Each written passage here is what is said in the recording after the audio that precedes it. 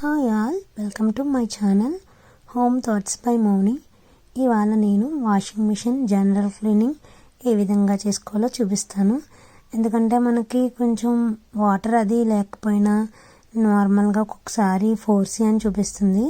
అది దేనివల్ల అంటే మనవి కింద అవన్నీ ఏమైనా వాటర్ అవి పట్టేసినా ఆ విధంగా ఏమైనా జరిగినప్పుడు మనకి ఫోర్సీ అని వస్తుంది. ఇలా చూపించిన విధంగా మనం మొత్తం వాషింగ్ మిషన్ని క్లీన్ చేసుకోవాలి.